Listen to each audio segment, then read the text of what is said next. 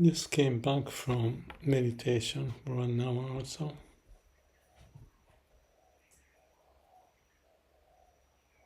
I still do the counting.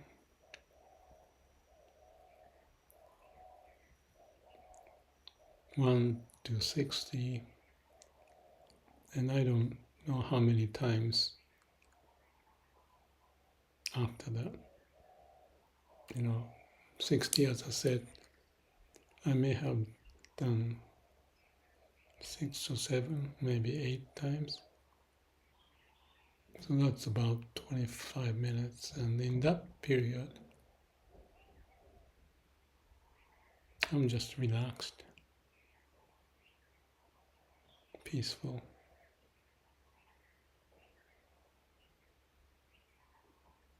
So maybe because of the way it's been going, this is 29th day, every day sitting pretty much.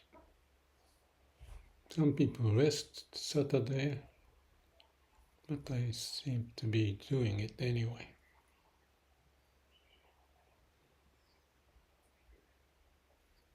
So what happened today? I was relaxed, peaceful. So the delusion started to pop up, maybe a few, but actually toward the end there was a time that I got into it for 5 minutes perhaps. As I reflect, I was peaceful and my neck was not hurting anymore, and everything settled, middle way balancing out. So I was looking inside of myself, and I can feel transparency,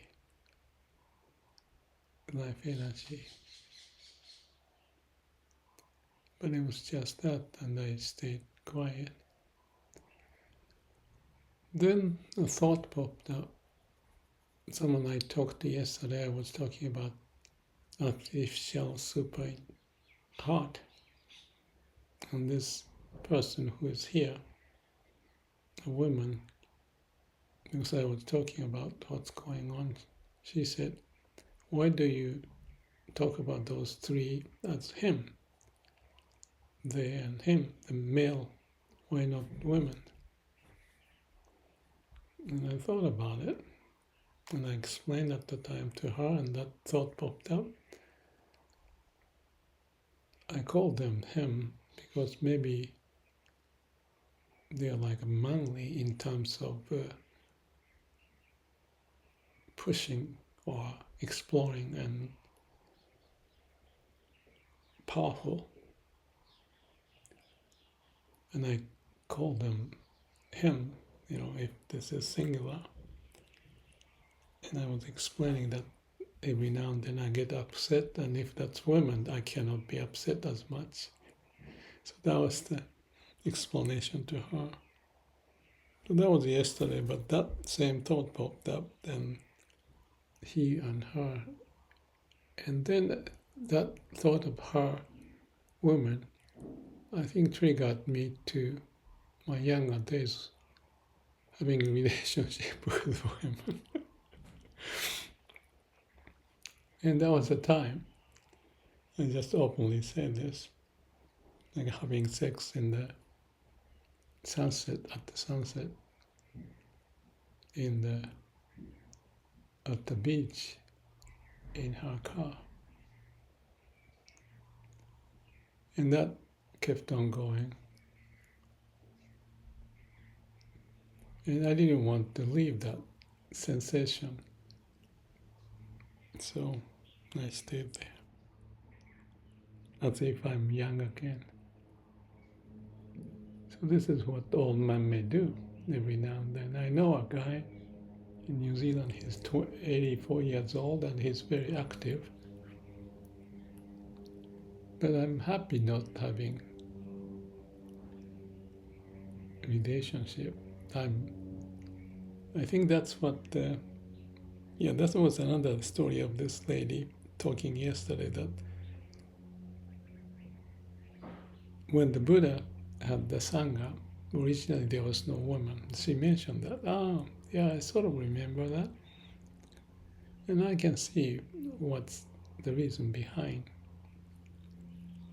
From the man's point of view, there was a distraction, and the Buddha was the man, so maybe that's what he pointed, that maybe it's better to be just for men. And then eventually I think it changed, but was, I'm sure, some separation. We're talking about the Buddha and woman.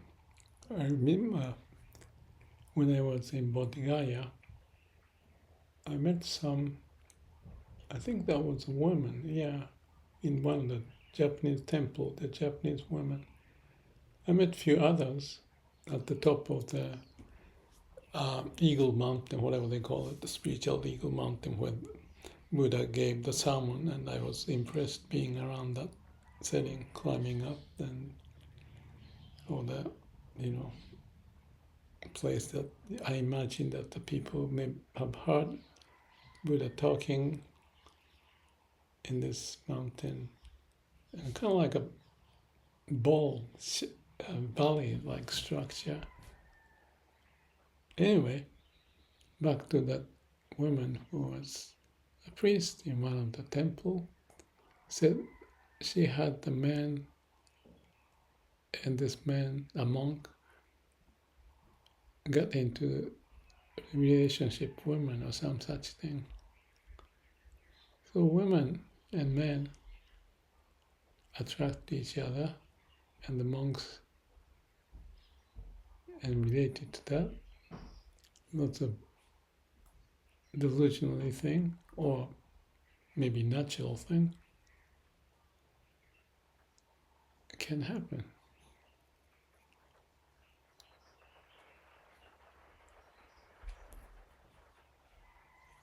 So I guess I was just reflecting my life, younger days, those events,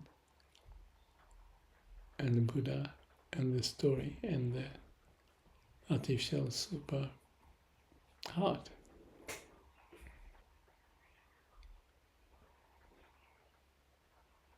I don't have any resolution or conclusion. If I were to say anything, nature's way. Men and women these days, they talk something else, but attract each other. That's also nature's way. So the question, I guess, is not get trapped into a difficult situation. So because of that, there are certain rules. But because of that, I think that's what the Buddha said, is my recollection. At the old age, without much passion toward women, that there's one less concern to be dealt with in your life. Some such word I remember reading somewhere in the sutra. So like I said, there's no conclusion. Oh, that's a good way to say it. It's always finding the path. That is, the process is the result kind of idea. No conclusion. If you have a concluded state in concept, this is good or bad, that may limit. Concept is mind creation, and the nature's way is nature's way. Mind is a form of the nature's way, but it's very tricky that it fluctuates and get disconnected from the root. But that also is the nature's way. So that's given, we have to find the path with least problems that we cause ourselves and others. I think that's the middle way, which means it's the process to find the path at that moment, not predetermined, because that's how I see the nature is prevailing and progressing. And then I actually thought, why then I said, may all beings be happy? That's the sentence or the word for the man, for the humans, to find the path. Whether it's Buddhism or what, humans get into the trap in the mind, and for that, the spirituality, religion may have been evolved to take care of it, to have less problems, be happier. But then, because of the dogma and the conclusions they may come up with, and to use that as a stick or concept, and that can cause sometimes a conflict. One concept create another concept. So we have to go beyond that. That's the wisdom and compassion. So I guess the story of the men and women expanded to different dimensions as I look what's going on. But I guess I go back to the same, should I say, conclusion, a state, which is absolute state of being, is the nature's way to confront, and that's the heart. And then deal with any situation we face, whether men, women, or us and AI. And we are living being to find a way with wisdom and compassion.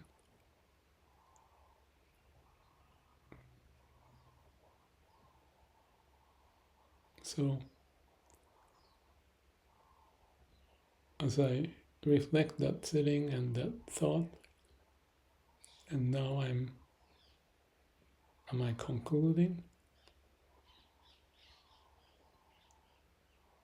I can say that to resolve, like a middle way, find a path, not to be deluded.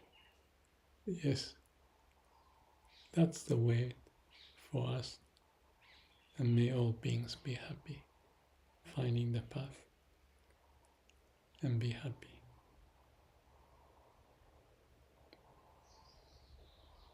Have a good day. May all beings be happy.